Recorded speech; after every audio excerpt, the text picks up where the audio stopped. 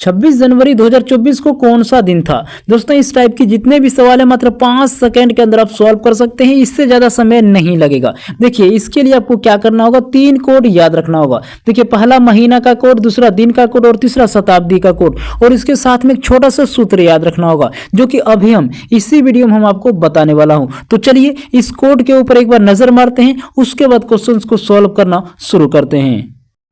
Calendar दिन का code, देखिए रविवार का कोड होता है 1, सोमवार का कोड होता है 2, मंगलवार का कोड होता है 3, और बुधवार का कोड होता है 4, और गुरुवार का कोड होता है 5, और शुक्रवार का कोड होता है 6, और शनिवार का कोड होता है 0। दोस्तों अब चलिए जानते हैं कैलेंडर महीना के कोड के बारे में।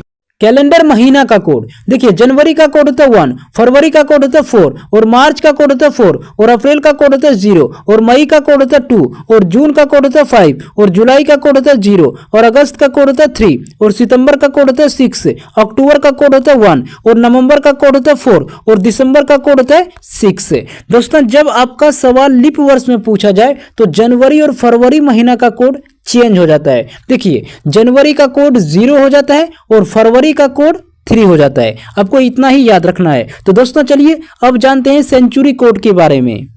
सेंचुरी कोड यानी शताब्दी कोड, देखिए 1200 से लेकर 1299 का कोड होता है 6, 1300 से लेकर 1399 का कोड होता है 4, और 1400 से लेकर 1499 का कोड होता है 2, और 1500 से लेकर 1599 का कोड होता है 0, 1600 से लेकर 1699 का कोड होता है 6, और 1700 से लेकर 1799 का कोड होता है 4, और 1800 से लेकर 1899 का कोड होता है 2, और 1900 से लेकर 1999 का कोड होता है 0, और 2000 से लेकर 2099 का कोड होता है 6, और 2100 से लेकर 2199 का कोड होता है 4, और 2200 से लेकर 2299 का कोड होता है 2, और 2300 से लेकर 2399 का कोड होता है 0, और 2400 से लेकर 2499 का कोड होता है 6। दोस्तों अब चलिए जानते हैं कैलेंडर फार्मूला के बारे में। कैलेंडर फार्मूला, देखिए पहले आपको लिखना होता है दिनांक, उसके बाद आपको लिखना होगा महीना का कोड, उसके बाद आपको लिखना होगा वर्ष, वर्ष का आपको लास्ट 2 ही डिजिट लिखना होगा, उसके बाद आपको लिखना होगा लीप वर्ष, उसके बाद आपको लिखना होगा शताब्दी कोड, और सभी को जोड़ के 7 से भाग दीजिए, आपका राइट आंसर आ जाएगा।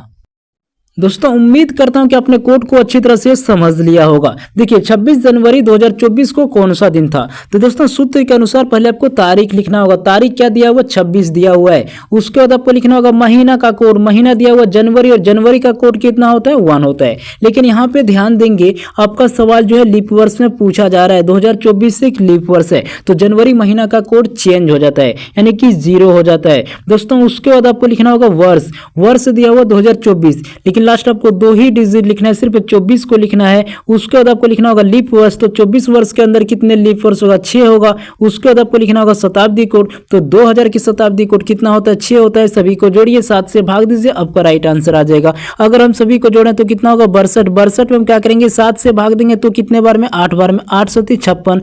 दोस्तों शेष आपका कितना बचा? 6। ये जो 6 बचा पता कीजिए 6 जो होता है कौन सा दिन का कोड होता है? दोस्तों आपको याद होगा शुक्रवार का कोड कितना होता है? 6 होता है, यानी सी ऑप्शन आपका राइट आंसर है। 26 जनवरी 2024 को कौन सा दिन था दोस्तों? शुक्रवार था।